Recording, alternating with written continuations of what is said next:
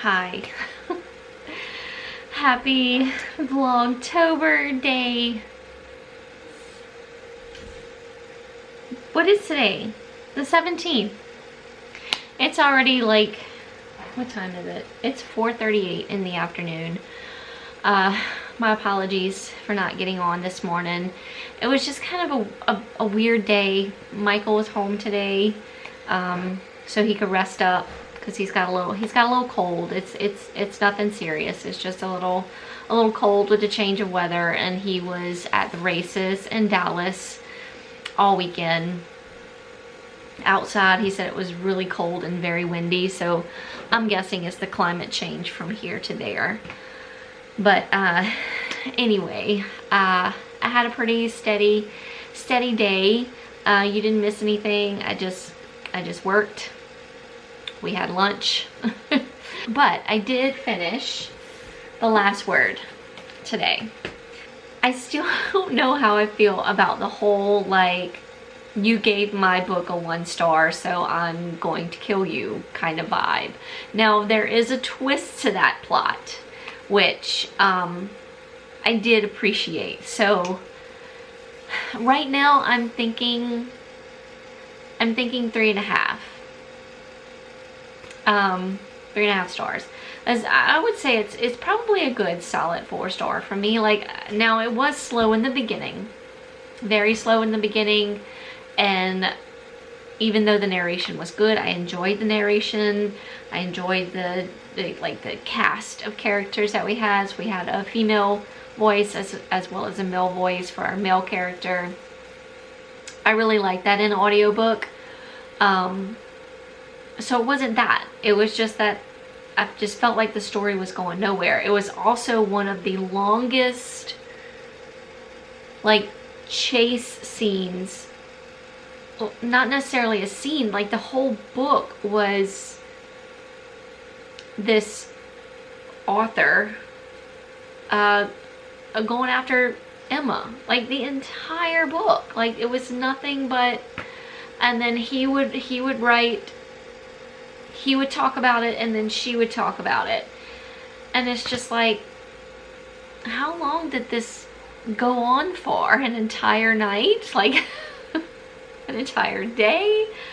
The first part of the book, to me, like the first 2 parts, were definitely slow, and then it did get a little bit more interesting, about 50% or so into the book.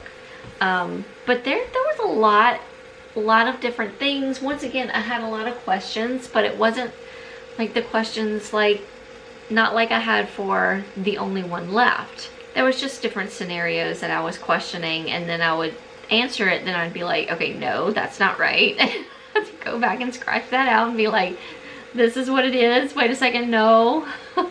It was kind of all over the place, I found. But like that, it did get more interesting the further into the book, and I did appreciate sort of like the plot twist. Because I just wasn't sure how I was feeling just about, you know, that whole amount to get her, because she gave me a 1 star deal. Anyway, I'm gonna sit on it a little bit, but I think it's gonna be like a 3.5. It would probably be a 4, or maybe it should be a 3, because it was so slow. Like, the first half of the book was so slow for me. I don't know. I'm gonna have to sit on it some more and like really think. I'm going to find me a Mad Fit workout to do. I'm not gonna do one as strenuous as I did yesterday. I did a full body. My legs are very, very, very sore. So I think I'm gonna work on upper body, maybe do some more abs, because my abs are like never sore, because there's so much there that is not muscle. So I'm gonna work on upper body, maybe some abs. So I'll look and see what Mad Fit has for us. So it's time to move on to another book. So I think I'm gonna go ahead and just keep going in order of my book of the months. I'm gonna skip over She Started It, and I'm gonna go to Dark Corners by Megan Golden, because I've really been anticipating that one. I'm hoping it's another podcast and a book. It's the second book to The Night Swim, and I absolutely loved that book. So hopefully this one is just as good, if not better, even though it's a sequel. Thank you, pretty Bella. What you doing? Did you have a good dinner? Did you have a good dinner? Yeah? You gonna take a nap on your tree? Okay, I think I decided on 7-minute toned arms and 5-minute killer core. I'll probably be suffering, but we're gonna try it. We'll start with the arms first. Quick and easy. Well, quick, not necessarily easy. The 7-minute arms was like, she was holding, must have been 1 pound weights, because the smallest I have are 3. So I picked up my 3s, but I could only do it for a short time. So the arms were pretty good, were pretty intense. And then the abs were, like, even for just being a 5-minute like workout, like they feel tight right now. I couldn't really do that last exercise because it's like a starfish, and then you have to lift yourself up and like touch your knee or touch your toe. I don't have no ab strength whatsoever, so I had a hard time getting myself up, and I found I was like propelling. I was propelling myself up.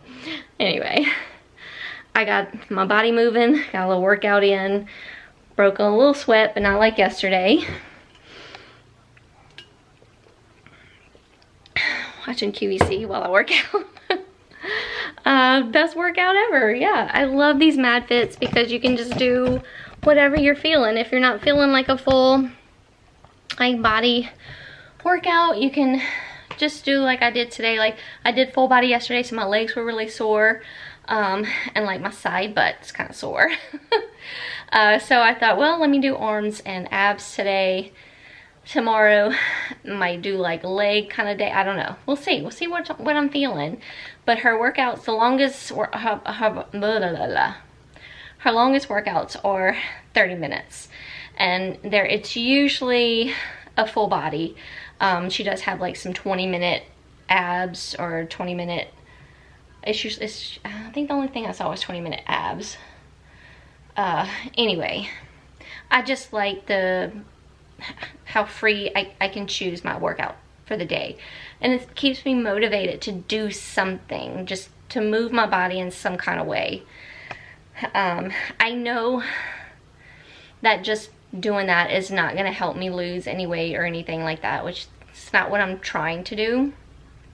I just want to get more toned, and if I want to lose any weight, I need to work on the way I eat. Sometimes I do good. I start off really good, and then I end up getting bad because I get snacky in the afternoons, and my favorite snack is popcorn and Raisinets. That's popcorn. Yes, that's good for you. It does have fiber in it. Raisinets, probably not so much.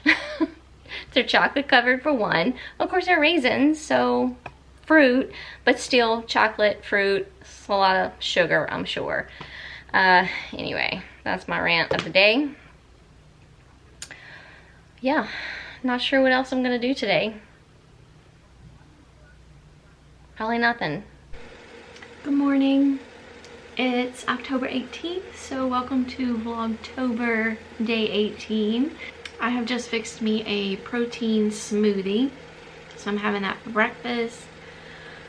It is 10:07. Not much is going on. Last night I read a little bit, but then it was kind of cut short. I walked next door to my brother's. My niece texted me and asked me what I was doing, and she's like, I'm over here next door. So I was like, okay, I'm coming. You're so cute. And I did read some more last night before I fell asleep, so I'm getting there. It's really good. Like I can't wait to see like where their story goes, and So yeah, you didn't miss anything last night. I just when I came home, I watched Dancing with the Stars because Jason Mraz is on it. I haven't watched Dancing with the Stars in a couple of years. I used to be like a faithful watcher. And then I just kind of got out of it, and then I saw Jason Mraz was going to be. Jason Mraz, one of my like favorite musician, artist, whatever you want to call him. He's fantastic. I love his music. It's so uplifting. He's just he seems like a great person. So anyway, he's on Dancing with the Stars, and he is like doing so amazing. And then Michael stayed home yesterday. He went back to work today. He's feeling about the same. He doesn't feel bad, you know, it's just, he's kind of congested and he's coughing a little bit. And now I think I might be catching whatever he might have had, or maybe I was just catching it before. I don't know.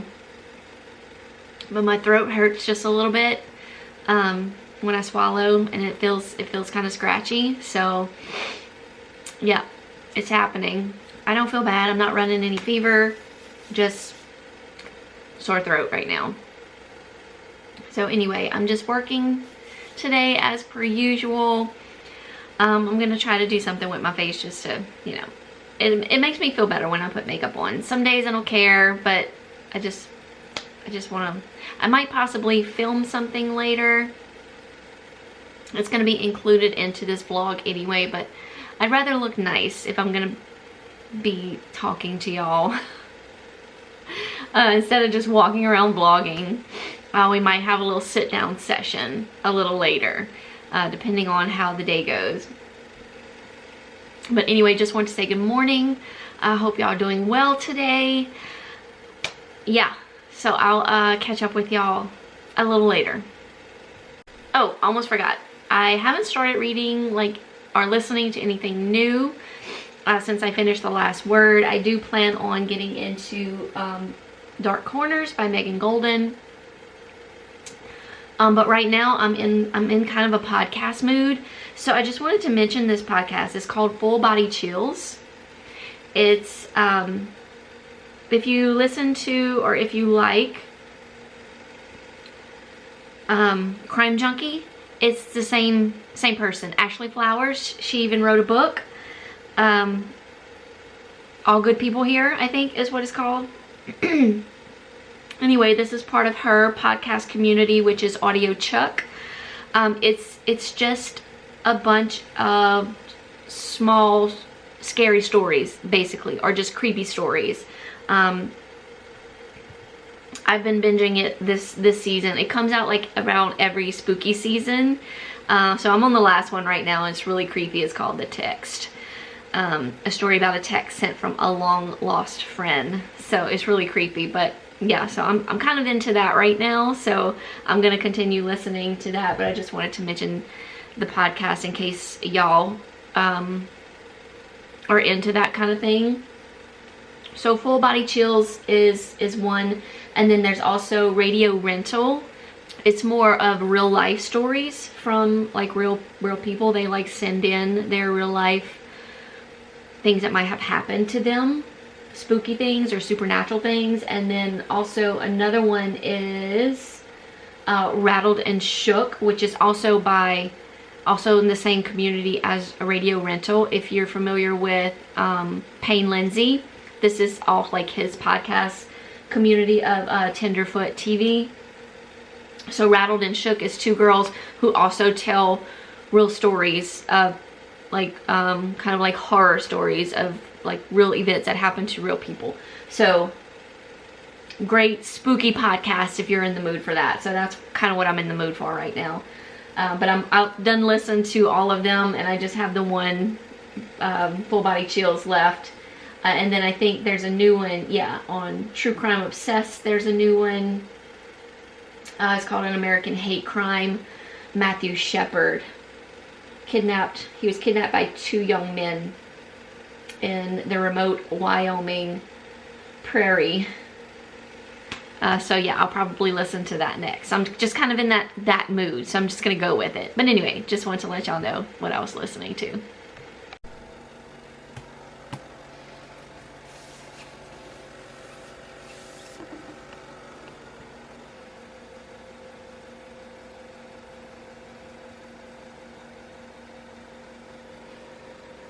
Battery 50%.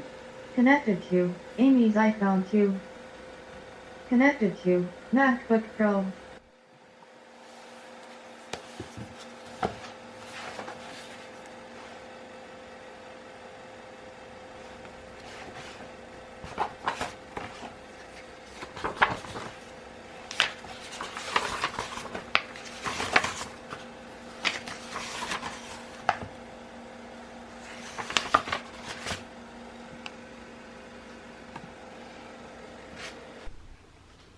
We're in my library.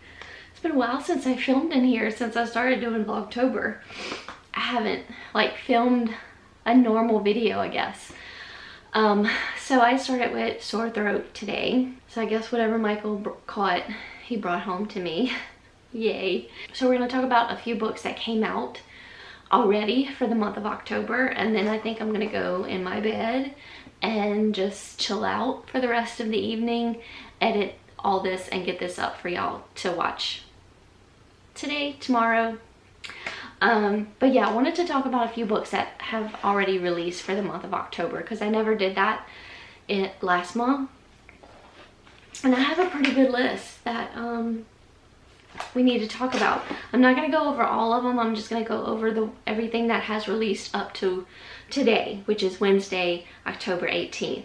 So first off, we have a short story. This is called A Short Suspense, and it's by Sarah Denzel. This is In Too Deep. This is a short story, so I don't want to dive into the synopsis too much, but we have a young artist named Rose who will be traveling to an island to paint a portrait of the renowned opera singer Anita Lowe. Anita is still haunted by her first husband's death, and driven by this curiosity, Rose is consumed with the mystery surrounding Anita's late husband's death. And it also looks like there's someone that does not want whatever happened to Anita's first husband to come out into the world. So Sarah Denzel is the author of Silent Child. I remembered all of a sudden that was a book, a thriller that I listened to a couple years back, like way before I started BookTube. It was really good, so definitely check that out. It's called Silent Child. It is a bit on the dark side, and there might be some trigger warnings in there as well, so I've listed down below in the description box if you want to check it out, but it was really, really good. On October 3rd, Lucy Lennox came out with a short story, a novella, male novella called The Nanny Proposal. This one says, I've been in love with Dr. Grant Brighton for 4 long years. He's tall, gorgeous, and brilliant. An amazing single dad, he's also straight. Uninterested in dating someone 10 years younger than him, and tragically, my boss. If I'd known taking the nanny position would mean mangling my heart, I would never have accepted his offer. But I love the Brighton family, so I've resigned myself to never living the fairy tale. At least until the dean of admissions at the girls' dream school says only families with 2 parents need apply. And in desperation, Grant makes me a different offer, to be his own paper husband. With things heating up between us and my heart hanging in the balance, how can I convince Grant to make me the proposal I really want? To turn this marriage of convenience into a real life happily ever after. So a cute little novella about a nanny and the guy, his boss, that he's babysitting, I guess, his kids for, who's intentionally, supposedly straight. Love a straight to gay or straight to bi story. It sounds super cute, and it's a short story. We also had another book that released on October 3rd. This is a thriller, I'm guessing. I haven't pulled it up on my phone yet, but this is Midnight is the Darkest Hour, and this is by Ashley Winstead. Now, even though I did not really care for In My Dreams, I Hold a Knife, that doesn't mean I don't want to try this author again. But this is a southern gothic thriller about a killer haunting a small Louisiana town where two outcasts, the preacher's daughter and the boy from the wrong side of the tracks, hold the key to uncovering the truth. So right there, like Louisiana, preacher's daughter, like it just sounds really fun. This one says, for fans of Verity and A Flicker in the Dark, this is a twisted tale of murder, obsessive love, and the beastly urges that lie dormant within us all, even the God-fearing folk of Bottom Springs, Louisiana. Is there a Bottom Springs, Louisiana? I'll have to look into that. In her small hometown, librarian Ruth Cornier has always felt like an outsider, even as her beloved father rains fire and brimstone warnings from the pulpit of Holy Fire Baptist. Unfortunately for Ruth, the only things the town people fear more than the God and the devil are the myths that haunt the area. Like the story of the Low Man, a vampiric figure said to steal into sinners' bedrooms and kill them on moonless nights. When a skull is found deep in the swamp next to mysterious carved symbols, Bottom Springs is thrown into uproar, and Ruth realizes only she and Everett, an old friend with a dark past, have the power to calm the town's secret underbelly in search of true evil. It says this book is an examination of the ways we've come to expect love, religion, and stories to save us, the lengths we have to go in order to take back power, and the monstrous work of being a girl in this world. I might give it a try. Also on October 3rd, Jennifer McMahon has released a new book. This is The Darling Girl. My Darling Girl, not The Darling Girl. I'm typing in The Darling Girl and it's not coming up. And I'm like, why is it not coming up? It's My Darling Girl by Jennifer McMahon. This one says, a spine-tingling psychological thriller about a woman who, after taking in her dying alcoholic mother, begins to suspect demonic possession is haunting her family. That's the only thing that sets me back. Demonic possession. I'm not a fan of demonic possession. But anyway, moving on. Allison has never been a fan of Christmas. But with it right around the corner and her husband busily decorating their cozy Vermont home, she has no choice but to face it. Then she gets the call.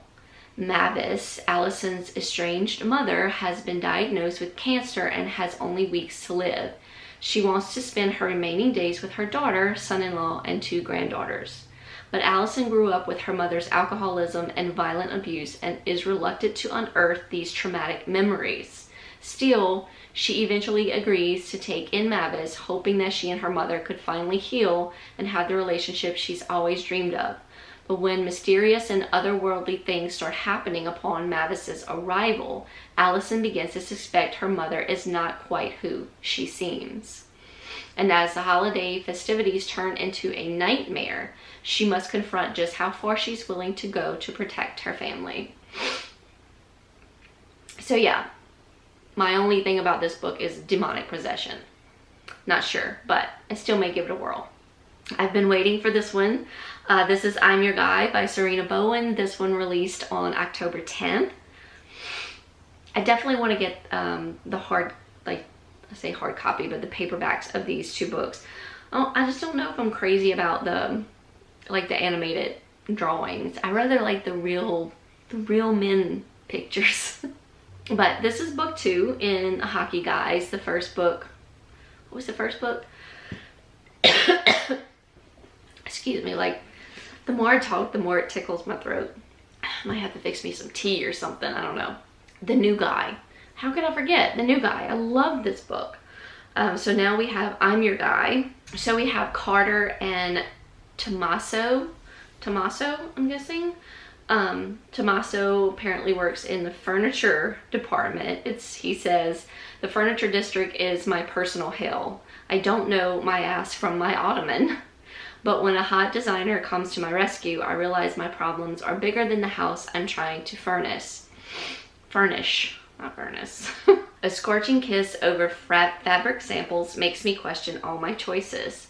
But is it too late to change my entire life to get more of them? And then Carter says, I need this gig, but my cocky new client leaves out the fact that he's a famous hockey player.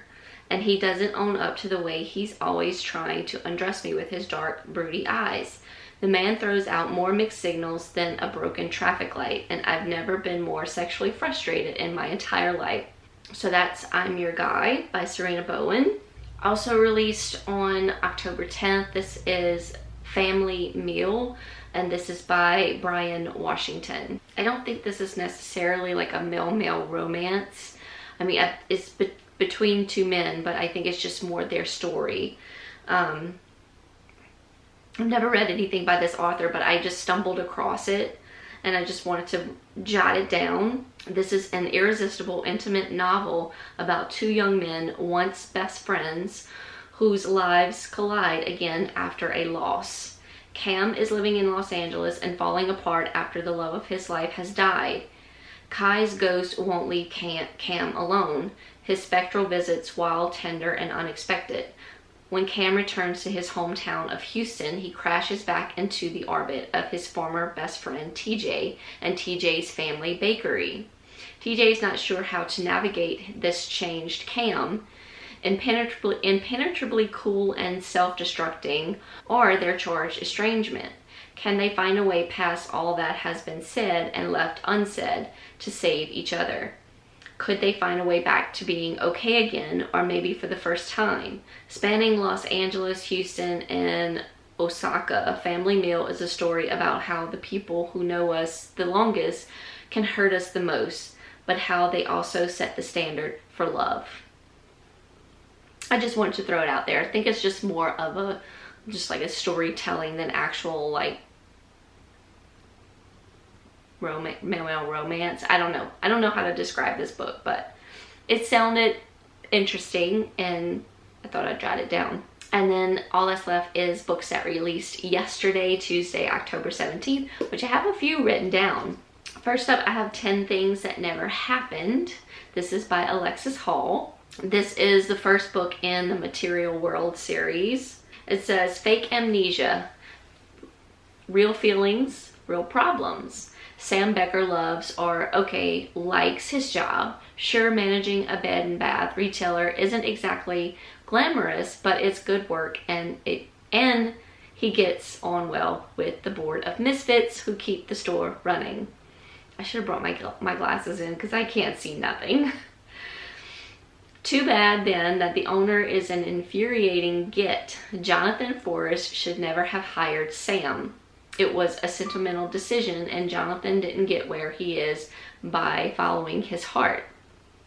Determined to set things right, Jonathan orders Sam down to London for a difficult talk, only for a panicking Sam to trip, bump his head, and maybe accidentally imply he doesn't remember anything. Faking amnesia seemed like a good idea when Sam was afraid he was getting sacked, but now he has to deal with the reality of Jonathan's guilt, as well as the unsettling fact that his surly boss might have a softer side to him. It sounds really cute. Looks like we have a Christmas thriller, possibly, by Peter Swanson that has released yesterday, October 17th. This is The Christmas Guest. It's a novella. It's not a novel, but it says it's spectacularly spine-chilling novella in which an American art student in London is invited to join a classmate for the holidays at Starwood Hall, her family's Coswall Manor house. But behind the holly and pine boughs, secrets are about to unravel, revealing this seemingly charming English villager's grim history. I don't want to read too much into it since it is a novella, but it looks like we might have to, we go back to 1989. It's Peter Swanson, Christmas thriller novella. I'm definitely gonna check it out. I have not read any more of this series. This is a cozy mystery series that I really enjoyed the first book, but now we're on the fourth book. I just wanted to mention it if anyone out there is following the Tita Rose's Kitchen Mysteries. This is the fourth book. It's called Murder and Maman. I think I'm saying that right. I'm not sure. By Mia P. Manasala. I really enjoyed the first book. If the narration, if the audiobook is anything like the first book's audio, It's fantastic, fantastic. This one says, when murder mars the grand opening for Lila Macapals, I don't know how to say her name, I'm so sorry. Auntie's new laundromat, she will have to air out all the dirty laundry in Shady Palms to catch a killer. Lila's grandmothers, April, May, and June, aka the Calendar Crew, are celebrating the opening of their latest joint business venture, a new laundromat. Too much fanfare and controversy. However, what should have been a joyous occasion quickly turns into a tragedy when they discover the building has been vandalized and the body of Nenang April's niece recently arrived from the Philippines next to a chilling message painted on the floor. The question is, was the message aimed at the victim or Lila's gossipy grandmothers who have not so squeaky clean reputations? I just wanted to throw that in there in case anybody's reading that little cozy mystery series. The first book was really cute. I really need to pick up the other ones. And lastly, that was released yesterday, October 17th. This is Wendy Walker's new one called American Girl. This one says, a pulse-pounding novel about a small-town business owner found dead and the teenage girl caught in the crosshairs. American Girl is the latest thriller from Wendy Walker. So we have Charlie, who is an autistic 17-year-old who's determined to leave Sawyer, Pennsylvania as soon as he graduates from high school.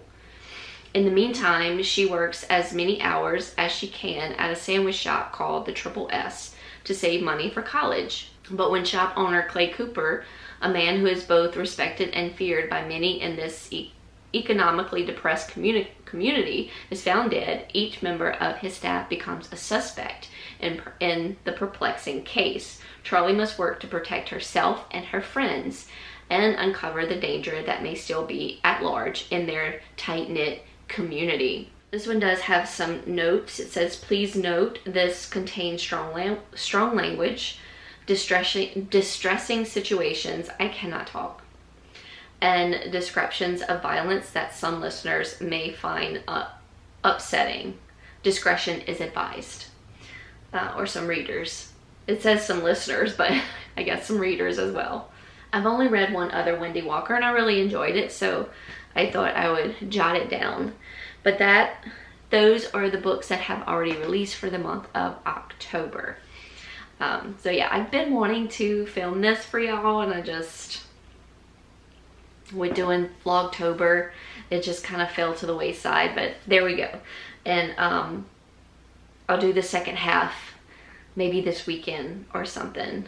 But I am going to go rest my voice because it actually kind of hurts to talk a little bit. Other than the sore throat and my ears are kind of bothering me, I feel fine. And Michael's didn't seem to really last that long. He said he's starting to feel better. I guess it's been almost a week, yeah, because he said he started feeling it like Friday or Saturday of last weekend when he was in Dallas. So I haven't, I'm not congested yet. It's just, I don't think I am anyway. Anyway, I'm gonna go rest and do some reading. I did start Dark Corners, which I am absolutely loving because it's a podcast within a book. Love that. And I'm loving I'm only 4, 5 maybe chapters in, but I really like how it's laid out so far. So we get the podcast, then we're following Rachel because she was called in by FBI to help with an investigation, and she's somehow involved in it. So it's really good so far, and I'm only 5 chapters in. I'm gonna go start editing.